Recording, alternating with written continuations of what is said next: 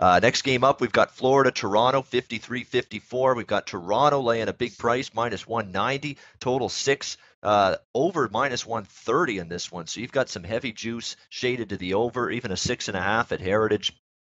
In this hockey game, and you can understand why when you think about it. Florida Panthers had a really good, solid run on their recent homestand where they were winning games and they were actually playing some really good defensive hockey for a while there.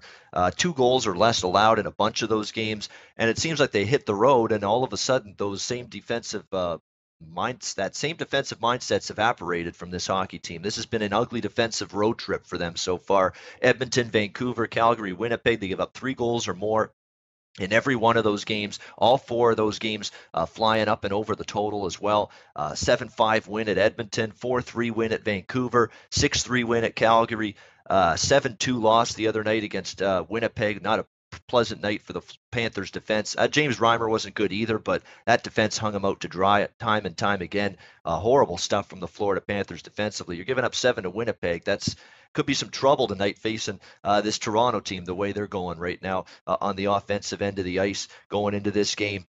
And playing good hockey, this Leaf team. I mean, what's their record? 6-1, their last 7. Only loss was to Pittsburgh, 5-3 on the road.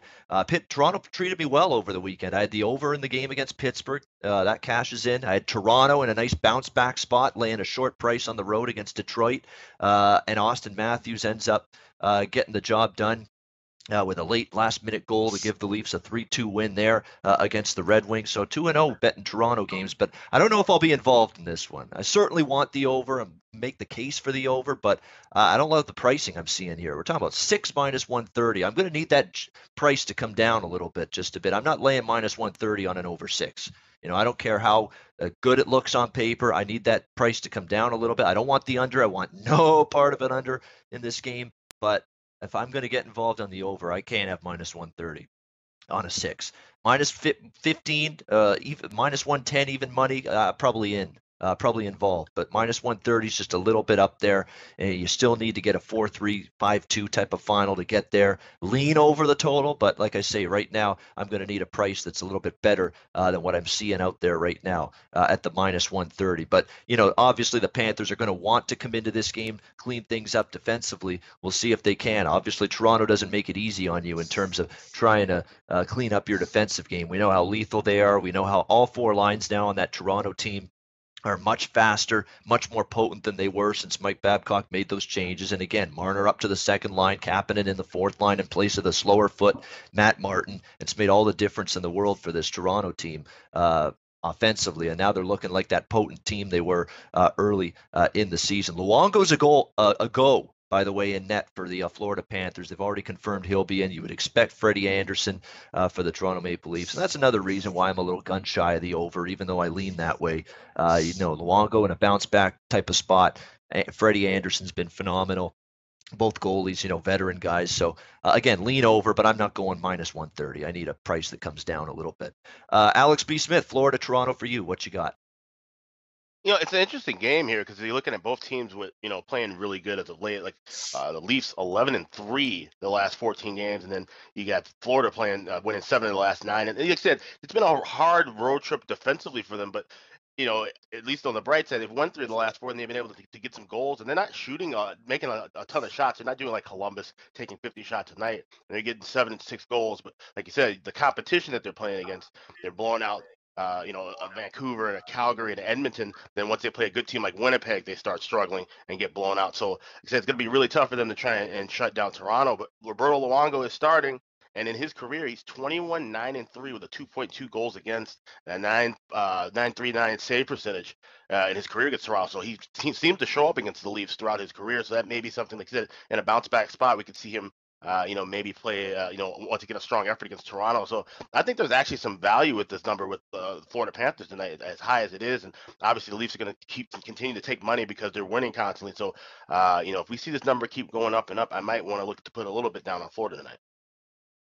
Yeah, it's a high price. I mean, Toronto minus 190 in this hockey game, but Toronto's starting to get priced in that, stratosphere where they're up there with the Boston and Tampas and Vegases and teams like that, where, when you get them at home against a middle of the pack team like Florida, you're going to be laying close to $2. And that's the case with teams like Tampa, Vegas at home, now Toronto at home. We're seeing that on a regular basis, and that's probably why the price is where it is. But Florida, you would think they got to show you some kind of spirit after that dispirited loss against the Winnipeg Jets the other night, 7-2. Dana Lane has this game as well on his card, so he's involved in each of the first two games on the Tuesday card here, rotation-wise. Dana, Florida, Toronto, what do you got here?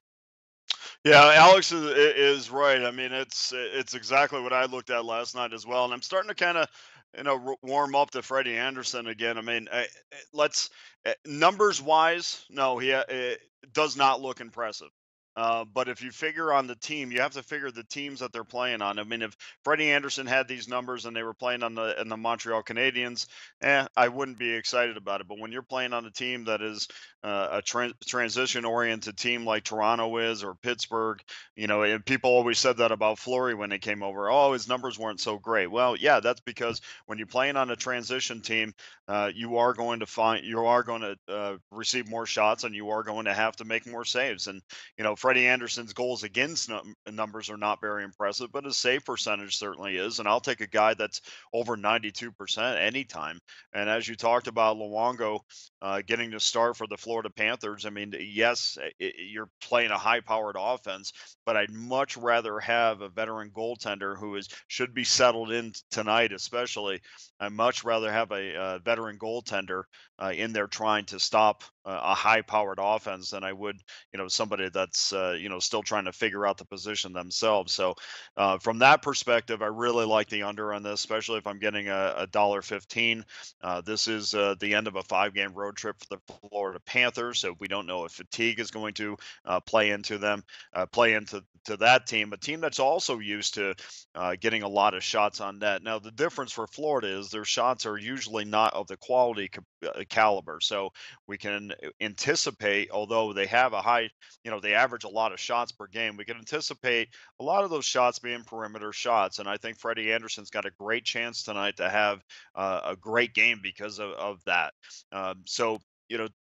Like Alex said, Luongo's 7-6-1 on the year, save percentage over 92%, which we'll take that as we would with Freddie Anderson. But his record against Toronto over his career has been fantastic, as Alex mentioned. And so because I feel like I have two solid netminders in an attempt to stop the opposition, you're going to give me plus money and a 6. I will certainly take the under in that. All right, under 6 for Dana with Florida and Toronto. Hey guys, thanks for tuning in to our channel. Now, we've put a lot of work into producing all these free videos, so please help us out and keep all our content free for you forever by simply liking, sharing, commenting, and subscribing. Now, not to mention, a visit to our industry-leading website will warm the hearts of all our SBR employees, especially myself. Now, the links are over there to the left, so do check those out. Thanks for watching.